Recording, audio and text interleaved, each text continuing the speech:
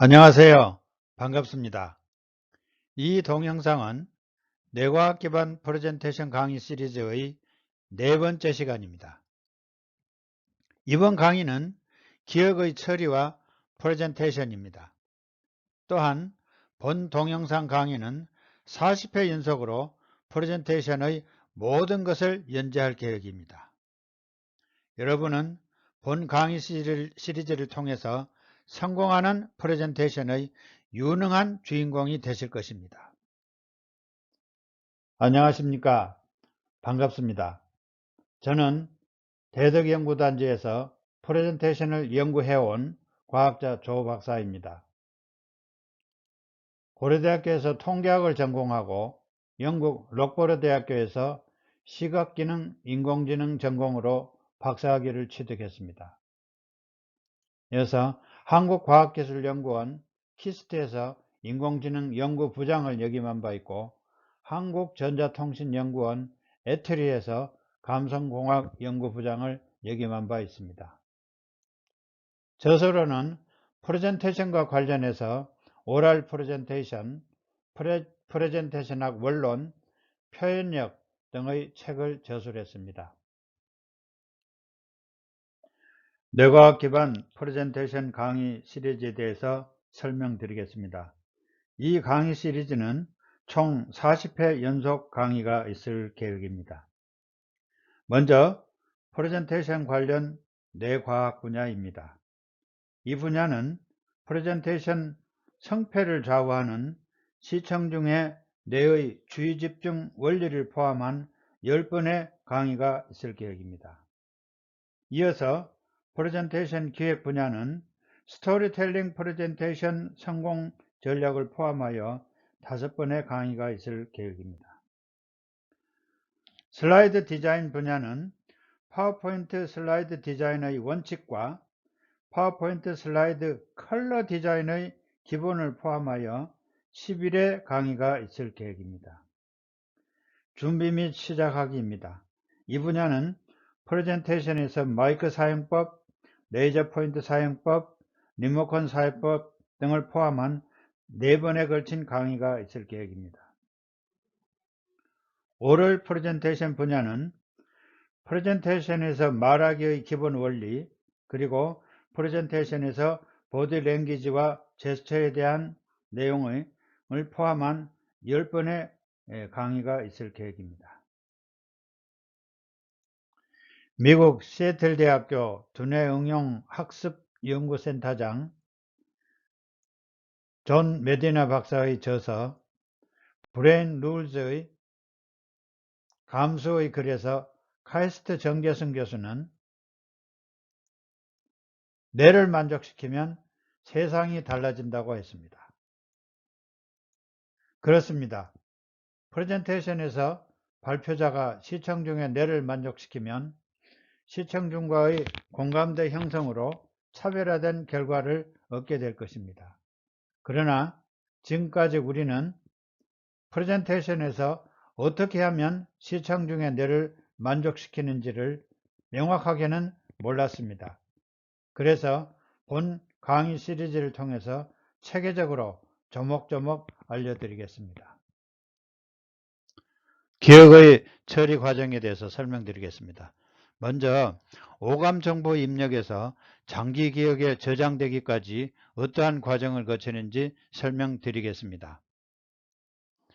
헐리우드 행사장에서 우연히 미인을 만나 악수를 하게 되었습니다. 이럴 경우 눈, 귀, 피부, 오각을 통해서 정보가 감각기억으로 입력이 되는 것입니다.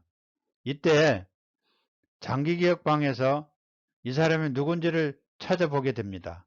그랬더니 노마 휴일에 나온 오드리 헵번이라는 것을 알고 이 정보를 감각기억으로 인출하여 여기에 주의집중을 해가지고 자극기억방으로 넘어가면 이 또한 여기서도 주의집중이 이루어져서 이 정보는 장기기억방으로 넘어가게 되는 것입니다.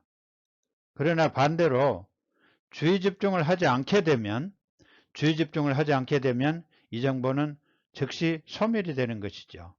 그래서 앞서 주의 집중이 이루어진 정보는 장기기억방으로 넘어가서 이 기억이 기존의 정보와 연결을 가짐으로써 확실한 기억으로 저장이 되는 것이지요.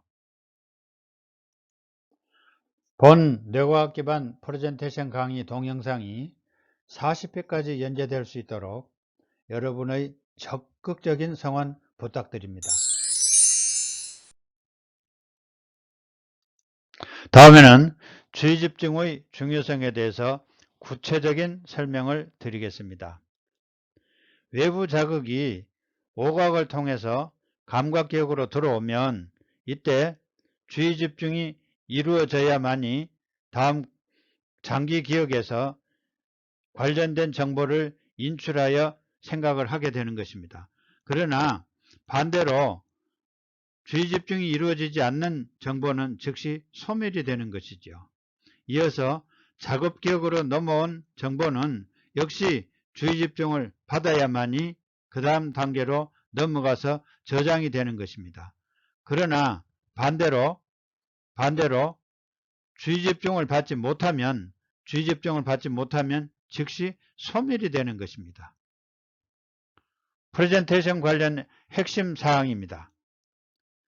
프레젠테이션에서 시청 중의 주의 집중 확보가 얼마나 중요한지 여러분 이해되셨나요? 장기기억의 유형에 대해서 말씀드리겠습니다. 장기기억의 유형에는 절차적 기억과 서술적 기억이 있습니다. 그리고 서술적 기억에는 의미기억과 일화기억이 있습니다. 절차적 기억에 대해서 말씀드리겠습니다. 이야기로 표현이 가능하지 않는 기억을 말합니다. 오랜 기간 동안 반복적인 연습에 의해서 무의식적으로 저장되고 또 필요할 때 학습 없이 자동적으로 사용하는 기억입니다. 예를 들면 자전거 타기와 악기 연주 등이 있습니다. 이는 숙달된 기회, 즉 스킬과 습성과 같은 것입니다.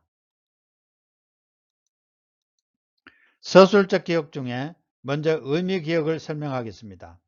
학습으로 얻은 지식을 저장한 후에 반복적인 반추 등을 통해서 기억이 형성됩니다.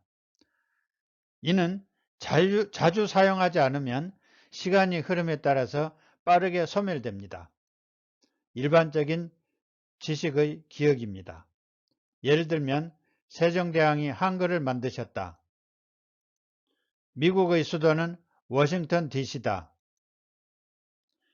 여기서 프레젠테이션 관련 핵심 사항을 설명드립니다. 프레젠테이션 발표자가 감안할 사항입니다.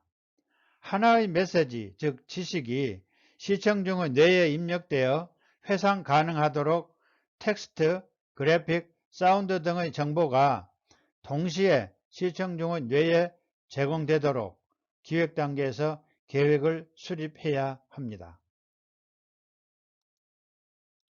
서술적 기억의 두 번째인 일화기억에 대해서 설명드리겠습니다. 일화기억은 한 번의 경험 또는 학습으로 획득이 가능한 것이며 반복적인 학습이나 기억을 위한 훈련은 필요하지 않습니다. 그래서 정보가 회상되는 상황이 기억이 생성되는 당시 상황과 유사할 경우 회상이 더 잘 되는 것입니다. 개인적인 사건의 기억이 바로 여기에 해당되는 것이죠. 예를 들면 애인과 첫 키스 장면, 또 뱀에 물린 순간 등이지요. 그래서 프레젠테이션 관련 핵심 사항입니다. 프레젠테이션 발표자가 감안할 사항이죠. 하나의 스토리가 시청 중의 뇌에 입력되어서 회상되도록 텍스트, 그래픽, 사운드 등의 정보가 동시에 시청 중의 뇌에 충격 또는 재미를 주면서 제공될 수 있도록 기획 단계에서 전략을 수립해야 됩니다. 다음 강의는 프레젠테이션 강의 시리즈 5번째 강의로서 프레젠테이션 성패를 좌우하는 시청 중의 뇌의 주의 집중 원리입니다. 여러분의 많은 시청 부탁드립니다. 대단히 감사합니다.